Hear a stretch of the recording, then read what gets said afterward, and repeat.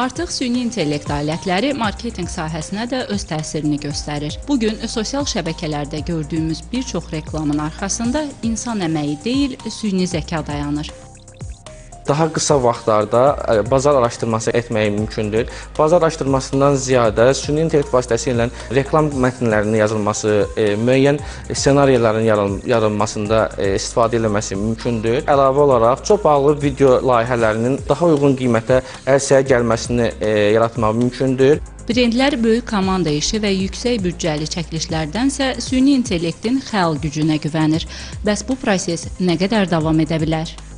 Biz konteksti dəyişirik, daha bizim öz dilimizə gətiririk, insanların düşüncəsinə gətiririk. Sadəcə olaraq o bizim strategiyamızda, bizim ideyamıza daha başqa bir ideya qata bilər, bizim düşüncə tərzimizə başqa cür baxış bucağımıza dəyişə bilər belə baxanda.